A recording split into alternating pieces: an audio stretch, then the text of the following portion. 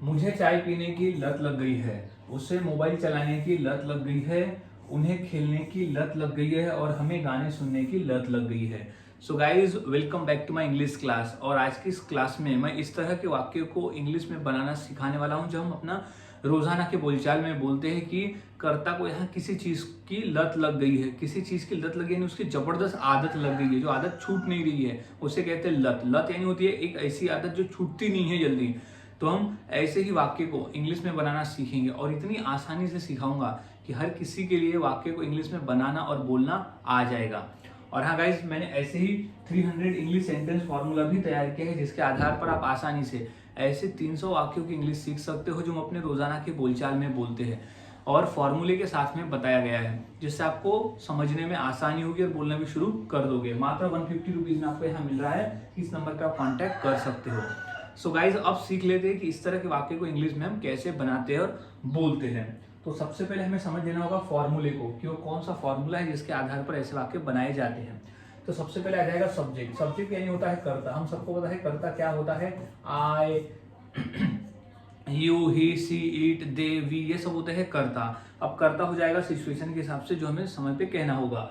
अब plus M is are. अब subject के अनुसार हम एम इज आर को लगाते हैं। अगर हमारा सब्जेक्ट रहा आई तो हम लगाते एम। अगर इज लगाना है तो रहा ही, शी, ही, इट। और अगर किसी का नेम रहा तब हम लगाते इज। और आर रहा तो जैसे वी, यू, दे, इस तरह से अगर सब्जेक्ट रहे तो हम लगाते आर। अब हमने समझ लिया किसके साथ हम एम इज आर को लगाते हैं सब्जेक्ट के अनुसार। Plus addicted to. यहाँ एडिक्टेड टू का ही मतलब होता है कि लत लग गई है, लत लग गई है, एडिक्टेड टू, एडिक्टेड टू। ये दिमाग में डाल लेना है कि इसी का मतलब होता है लत लग गई है। हिंदी में लत लग गई है कॉमन रहेगा और इंग्लिश में एडिक्टेड टू कॉमन रहेगा। ये दोनों जो है वो कॉमन रहेंगे ही रहेंगे। अब वी प्लस आईएनजी। अब क्रिया का आईएनजी फॉर्म। अब वो कौन सी क्रिया है जिसकी लत लग गई है वो हम आईएनजी फॉर्म में यहाँ लिख देंगे। कौन सी क्रिया है जिसकी लत लग गई है वो आईएनजी फॉर्म में हमें यहाँ लिख देना है। ऑब्जेक्ट बचा हुआ भाग। तो कंप्लीट फॉर्मूला हमारा हो रहा है subject plus am is are plus addicted to plus V plus ING plus object. क्रिया को आईएनजी फॉर्म में हमें लिखना है। अब हमने कंप्लीट समझ लिया। अब हम फॉर्मूले के आधार पर वाक्य को 1 बाय 1 इंग्लिश में बनाना सीखते हैं। तो सबसे पहला वाक्य है मुझे चाय पीने की लत लग गई है। मुझे चाय पीने की लत लग गई है। तो यहाँ सब्जेक्ट क्या दिख रहा है आपको, मुझे यानी आई। आई के बाद हम लगाते एम। तो आई एम क्या है, लत लग गई है। तो क्या हो गया, addicted to. I am addicted to. I am addicted to. अब किस चीज की लत लग गई है, तो चाय पीने की। तो क्रिया का आईएनजी फॉर्म, पीना को इंग्लिश में कहते हैं ड्रिंक, तो आईएनजी फॉर्म हो जाएगा ड्रिंकिंग। अब क्या की, पीने की, क्या पीने की, तो चाय, तो tea. I am addicted to drinking T.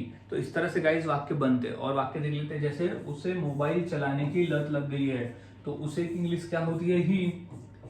अब ही के लिए हम लगाते इज। तो ही इज अब क्या है, एडिक्टेड टू।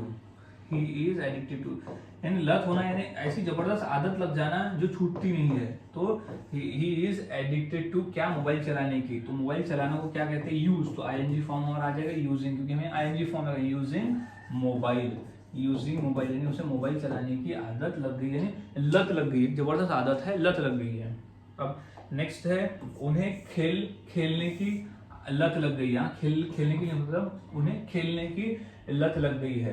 तो सब्जेक्ट क्या हो जाएगा, यहाँ सब्जेक्ट है उन्हें। तो उन्हें के लिए हम यूज करते हैं दे।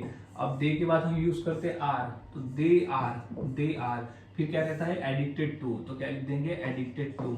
दे आर एडिक्टेड टू। अब आईएनजी फॉर्म क्या है, खेलने की। तो they are addicted to playing.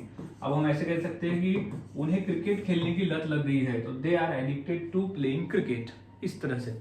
अब नेक्स्ट है कि हमें गाने सुनने की लत लग गई है। तो हमें की इंग्लिश क्या होती है, वी। अब क्या है, ING form am is are में से वी आर क्या है, addicted to. We are addicted to यानी लत लग गई है। क्या करने की लत लगी, गाने सुनने की। तो सुनना को इंग्लिश में कहते हैं लिसनिंग। तो लिसनिंग क्या है, गाना। तो लिसनिंग टू सॉन्ग्स, हमें गाने सुनने की लत लग गई है। तो इस तरह से वाक्य को बनाए जाते हैं और बोले जाते हैं। और कुछ वाक्य देख लेते हैं, जैसे मुझे टीवी देखने की लत लग गई है। तो यहाँ सब्जेक्ट क्या है, सब्जेक्ट यहाँ है मुझे। तो हम आ जाए लिख देंगे आई। फिर एम्बिजार में से क्या लिखते हैं एम, तो हो जाएगा एम।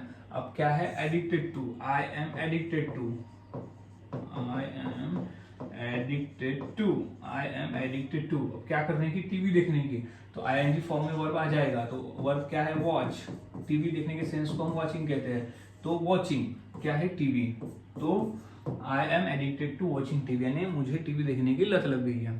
अब नेक्स्ट है हमें फिल्म देखने की लत लग गई है, तो इसकी इंग्लिश क्या हो जाएगी, हमें को हम इंग्लिश में कहते हैं वी।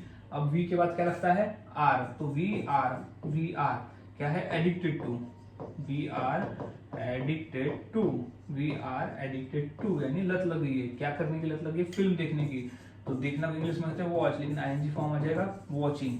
अब फिल्म तो movies, we are addicted to watching movies, हमें फिल्म देखने की लत लग गई है। सो गाइज इस तरह से वाक्य बनाए जाते हैं, बोले जाते हैं। बहुत आसान है, फॉर्मूले को याद में रखें और वाक्य की प्रैक्टिस करते रहे। जितना अधिक प्रैक्टिस करोगे उतना आसान होगा और उतने ही आसानी से आप बनाकर बोल लेते हो। तो अब इसी फॉर्मूले के आधार पर मैं दो वाक्य द इंग्लिश क्या होगी मुझे कमेंट में जरूर बताएं। जैसे मुझे शराब पीने की लत लग गई है और हमें सिगरेट पीने की लत लग गई है, तो ये दो वाक्य की इंग्लिश क्या होगी इस फॉर्मूले के आधार पर मुझे कमेंट करके जरूर बताएं। और वाक्यों की प्रैक्टिस करते रहे, जितना अधिक आप प्रैक्टिस करोगे उतना आसान होगा और उतना ही आसानी से आप वाक्य को इंग्लिश में बनाना सीख जाते हो और बोलना शुरू कर देते हो। सो मिलता हूँ ऐसे ही और नए फॉर्मूले के साथ अगले वीडियो में। तब तक के लिए चैनल के साथ बने रहे और इंग्लिश सीखते रहे।